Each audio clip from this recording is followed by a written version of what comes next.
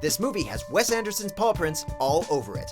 Welcome to WatchMojo.com, and today we'll be counting down our picks for the top 5 facts about Isle of Dogs. Before we begin, we publish new videos every day, so be sure to subscribe for more great content. For this list, we're taking a look at interesting trivia regarding Wes Anderson's 2018 film, which centers on a boy's journey to rescue his pet dog from an island of exiled canines. Number 5, the cast is full of big names. I don't think I can stomach any more of this garbage. Though you won't see their faces, you're bound to hear more than a few familiar voices in this animated feature. The cast features many of Anderson's regular players, including Edward Norton, Jeff Goldblum, Bob Balaban, F. Murray Abraham, Tilda Swinton, Harvey Keitel, Frances McDormand, and Bill Murray. Speaking of which, this is Murray's 8th collaboration with the director. The film also stars first-time Anderson collaborators Bryan Cranston, Scarlett Johansson, Greta Gerwig, and several others who've never had the privilege of working with Anderson before. Given the movie's setting in Japan, Anderson additionally enlisted several performers of Asian descent, such as Ken Watanabe, Yoko Ono, and newcomer Koyu Rankin as young Atari Kobayashi. I wish somebody spoke his language. Number 4, there was a competition to be in the film. I've teamed up with Edward and with CrowdRise to offer a special Isle of Dogs experience. If you live and breathe movies, chances are you've always dreamed of meeting Wes Anderson.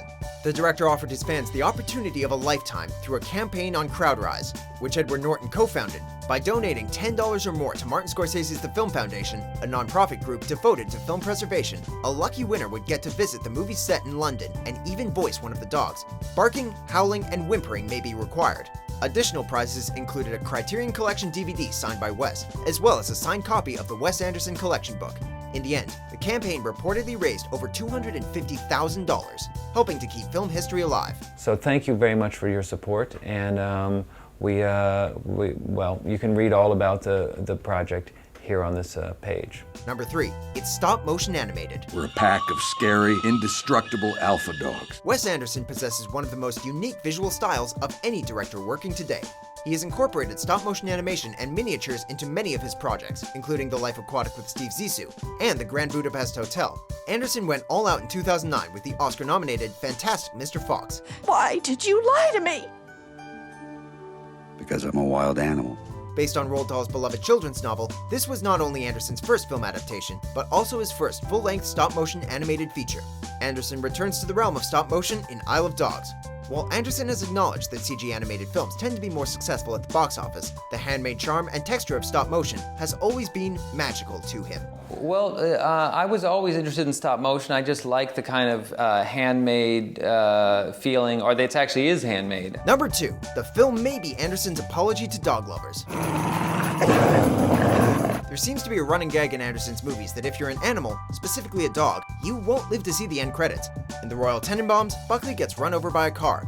In Moonrise Kingdom, Snoopy meets his end via an arrow to the neck. Even in Fantastic Mr. Fox, man's best friend wasn't safe. Gee, good thing all dogs go to heaven. Isle of Dogs, which is notably the first film Anderson solely directed and wrote, could be seen as an apology to canine lovers everywhere. Perhaps that's why the film's title can also be read as I Love Dogs. Now ain't that clever? Wherever he is, if he's alive, we'll find your dog. Number 1, it was inspired by Akira Kurosawa and Rankin Bass Productions.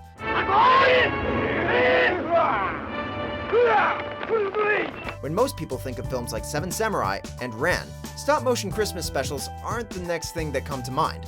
But Wes Anderson isn't like most people.